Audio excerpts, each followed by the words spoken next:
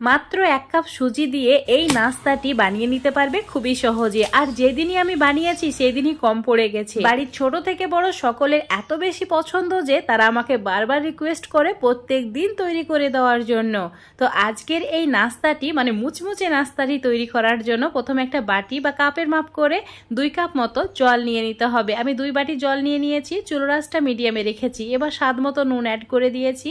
এই নুনটা ভালো করে একটু গুলিয়ে নিতে হবে আর চুলার আঁচটা মিডিয়াম টু হাই করে দিতে হবে। এবার ওই বাটির মাপ করে আমি এখানে সুজি নিয়ে নিচ্ছি। তো সুজিটা আমি নর্মাল যে বাজারে সুজি পাওয়া যায় সেটাই নিয়েছি। আর সুজি ঢালার সঙ্গে সঙ্গে চামচ বা খুন্তি দিয়ে এইভাবে একটু নাড়াচাড়া করে নিতে হবে। আর চুলার আঁচটা এই সময় একদম কম করে দিতে হবে। 1 মিনিট এইভাবে নাড়াচাড়া করে এই ডোটাকে শক্ত করে নিতে হবে, তারপর চুলোটাকে অফ করে দিতে হবে। এখন আমি চুলোটাকে অফ করে দিয়েছি। দেখো ডোটা ঠিক এইরকম হয়েছে। এবার এইভাবে একটু নাড়াচাড়া করে ঠান্ডা করে নিতে হবে। হালকা যখন এটা একটু ঠান্ডা হয়ে যাবে হাত দিয়ে ভালো করে মথে নিতে হবে। তো আমি এবার এটাকে মথে নেব। তো ভালো করে প্রথমে খুন্তি থেকে ডোটাকে আলাদা করে নিলাম, তারপর হাত দিয়ে একটু সময় দিয়ে ঠিক এইভাবে মথে নিতে হবে। আমি যেভাবে মথে নিচ্ছি দেখো, এভাবে কি হবে যে এই সুজিটা একদম মসৃণ হয়ে যাবে আর একটা আটার ডোয়ের মতো তৈরি হয়ে যাবে। তো দেখো এটা আমার রেডি হয়ে গেছে। তো আমি 2টি ভাগ করে নিয়েছি। তারপর এইভাবে সরু করে লম্বা করে নিতে হবে, তারপর ছোট ছোট লেচি কেটে নিতে হবে। যেই সাইজের তোমরা নাস্তাটি তৈরি করতে চাও ছোট বা বড় সেই হিসাবে লেচিগুলো কেটে নেবে। তারপর হাত দিয়ে এইভাবে গোল করে নিয়ে চ্যাপটা করে নিতে হবে। এইভাবে একটু গড়িয়ে নিচ্ছি যাতে এটা দেখতে সুন্দর লাগে। তো ঠিক এইরকম বানিয়ে নিয়েছি। এবার আমি একটা পাইপ নিয়েছি, তোমরা যে কোনো স্টিম স্টিক দিয়েও তোমরা ফুটো করে নিতে পারো। ঠিক এইরকম দেখতে হবে নাস্তাটি। আর আমি সবগুলো দেখো একই সাইজ করে তৈরি করে নিয়েছি। তো এবার আমি একটা চাটনি তৈরি করে নেব। তার জন্য বেশ কিছু পরিমাণে ধনেপাতা নিয়েছি। ভালো করে ধুয়ে নেওয়ার পর ছোট ছোট করে কেটে নিতে হবে। আর তারই সঙ্গে একটা লেবু নিয়েছি, সেটাকেও কেটে নিয়েছি। এবার মিক্সার জারে বেশ কয়েক টুকরো রসুনের কোয়া, কাঁচা লঙ্কা আর অ্যাড করেছি ধনেপাতা আর অ্যাড করে দিয়েছি এর মধ্যে স্বাদ মতো নুন। নুনটা নিজেদের স্বাদ মতো কম বেশি করে অ্যাড করতে হবে। আর দিয়েছি 2 চামচ মতো সর্ষের তেল। এবার অ্যাড করে দিতে হবে লেবুর রস। 1 চামচ মতো লেবুর রস অ্যাড করতে হবে, সামান্য পরিমাণে জল অ্যাড করতে হবে।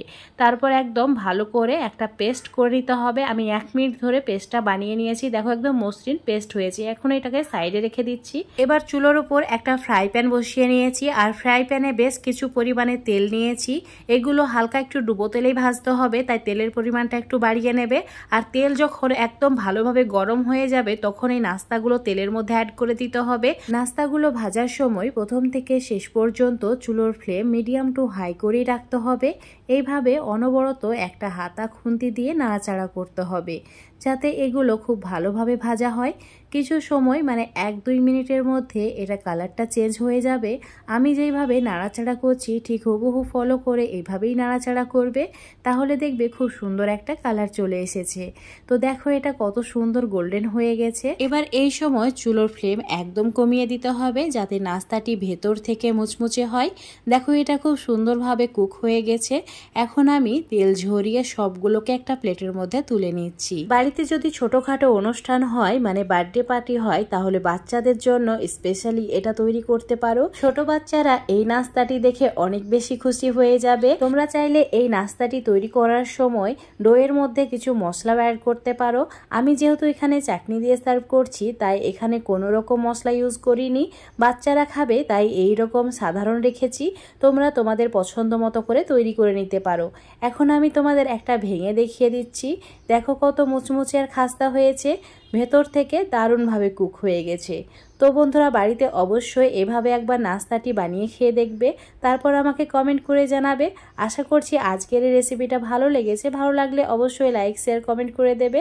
ফেসবুক পেজ থেকে রেসিপিটা দেখলে পেজটাকে ফলো করে নেবে। ইউটিউব থেকে দেখলে অবশ্যই চ্যানেলটাকে সাবস্ক্রাইব করে রাখবে আরও এরকম নিত্য নতুন রেসিপিগুলো সহজে পাওয়ার জন্য।